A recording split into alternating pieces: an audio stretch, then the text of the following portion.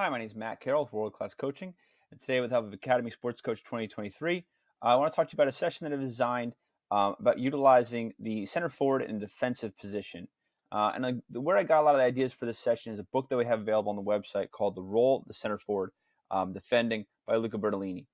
And like a lot of his other books, he's got some really great examples of some professional examples like Harry Kane, the Ramdeuter, the German idea of center forwards in defense. Some really great examples of games with diagrams and everything like that to really make it and bring it to life. So what I've got in this session with my center forward is I've got them in a rondo to start off. Generally, our forwards generally want to play in the rondo on the outside, and they want to be moving the ball. And you're like, when can we score? When can we shoot? When can we shoot? We're going to shoot today. All that fun stuff. You've designed, this beautiful session plan, spent your entire night setting it up, came in an hour early, set up the cones, and the center forward's really upset because he's not doing a shooting drill that day. So in this, they're going to be a little disappointed. We're going to put him in the middle here. And what I would do is I would time it up, especially if we're going to focus specifically our session on center forwards. And you don't have to do this. You can make it to everybody. But I like the idea of having your center forwards press for a minute, maybe 30 seconds, maybe to a minute. Have them work in the rondo, and every time they're able to win the ball, they get a point. And the opposition has some kind of punishment at the end. You won the ball 5 times. They have to do 5 push-ups. If they're unable to win the ball, the center forward has to do 20 push-ups. But we're going to teach a lot of the concepts of what we want to do of forcing in a space. And we want one guy in here, and we can eventually move to 2 and up it. But we want the idea of we want this player pressing to force the ball one way so we can anticipate where the ball is going to go. And that's really what the center forward's role is going to be defensively, is making sure the goalie or the center backs are forced one way, and we're splitting the field in half. We're forcing them, making it predictable. We know, hey, they're not going to switch the field to left or right. We know they're going to the left, and we can start funneling them into a position where we make the field very small.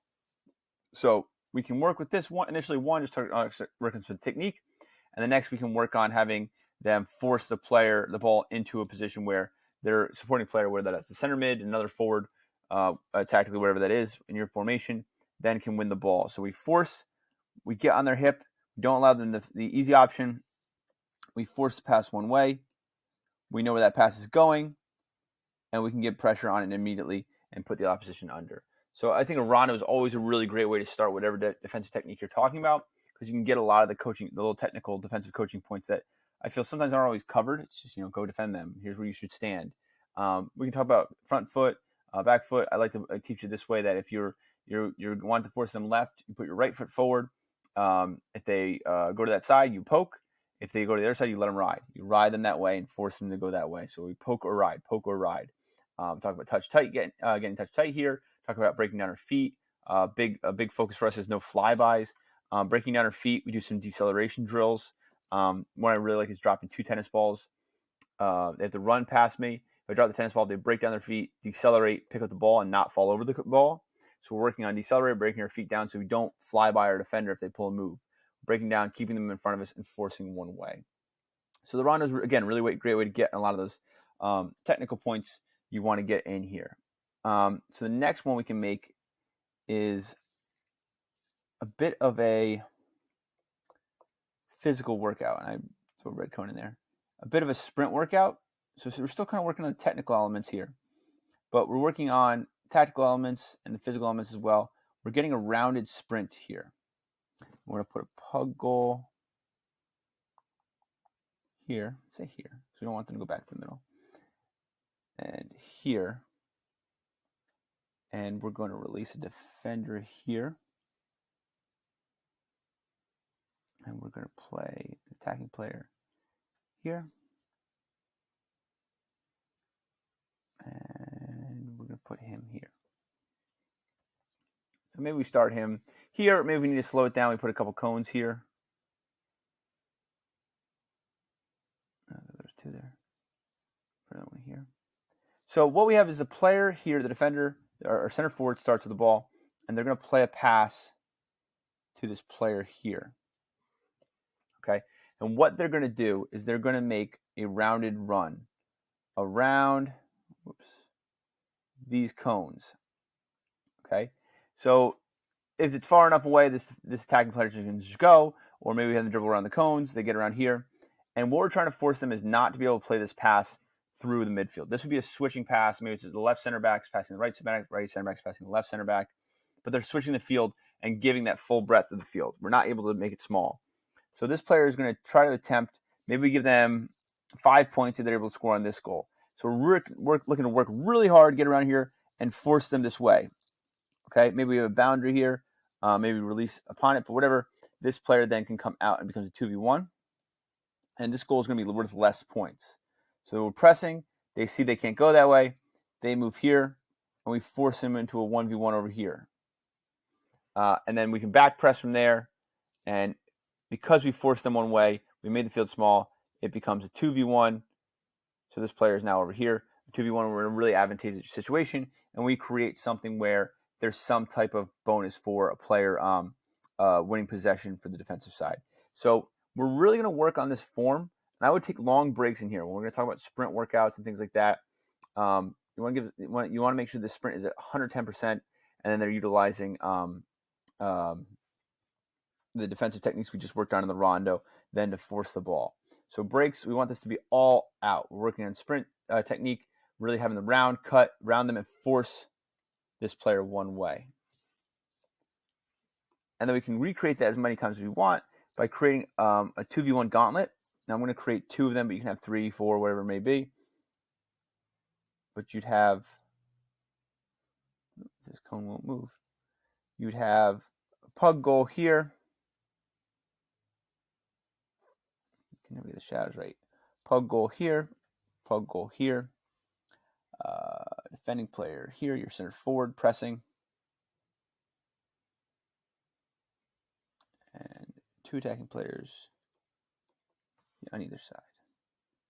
Put him here, put him here, put him here, put him here. We have a ball here, ball here.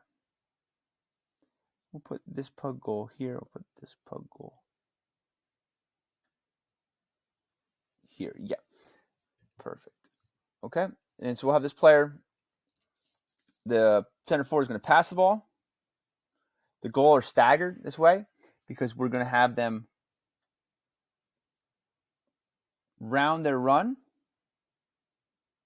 and try to force this player away from this player. We don't want this pass happening. This is the pass we do not want to happen, is the center backs being able to play together. So we're going to try to stop that from happening. So they pass, they press, and we give maybe a time limit. Maybe there's a pug goal, maybe there's something where they win, but we create some kind of limit where if they're able to stop this player from switching the field for 20 seconds, they win. Then this player then will move on to the next grid, continue to work. Same thing here. Pass the ball here. Round their run to force the ball one way.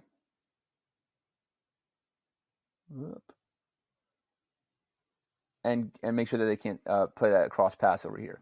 So we're looking for kind of a gauntlet of, okay, you did it once, can you do it again? You can do it again, can you do it again? And we're creating that repetition of that situation of, can we force it so they can't play back to the middle, and we're going to force a ball wide. What I would do from here is we're going to create a half field. We're going to have an attacking team playing at the back. Depending on what you want this to look like, you can have an entire 8 players here. You can have just the 6s. You can have whatever you're looking for. But the concept is we have these players, one more, playing out.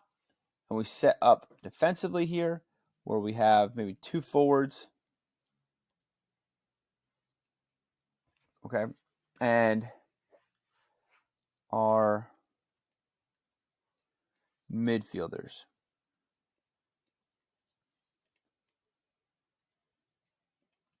And we're going to have breakout goals in the corners. Smaller goals, and then we'll have a big goal. Probably like a quick goal or something like that. Something a little bit bigger than just your little pug goal.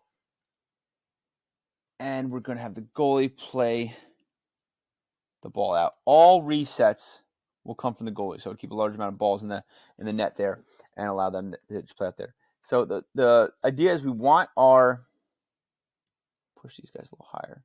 We want our goalies to play short to one of our center backs. Okay. From there, we then want this player to press and force the ball one way into the smaller goals. If we're not able to do that, okay, we're going to get hurt because what's going to happen is when he presses here, we're going to start forcing the ball here.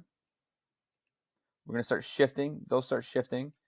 And if we're unable to stop them from doing that, they'll be able to find a good diagonal ball that should lead to an easy goal on the backside. Or if we do a poor job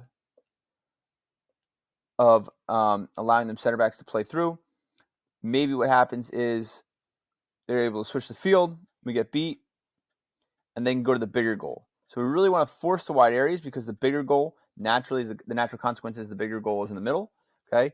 And the other natural consequence is if we can't force them into one little small area, they're going to be able to switch the field on us, and that's how they're going to be able to attack us.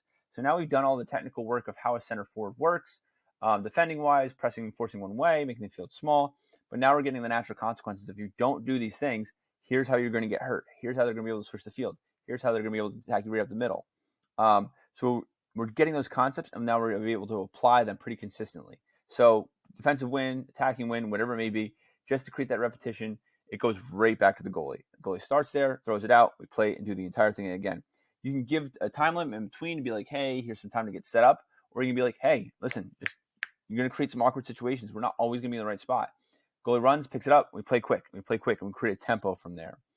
And from there on out, I would play scrimmage, 11v11, 7v7, 9v9, whatever it is, and try to coach specifically those points that you are looking for from your center forwards attacking.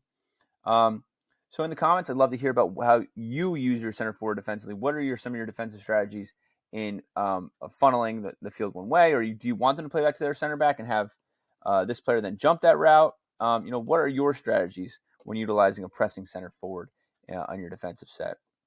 So again, my name is Matt Carroll with World Class Coaching and the help of Academy Sports Coach 2023 and the book, The Role of Center Forward Defending, which will be in the comment section, so you can check that book out on the website. I hope this session finds you well.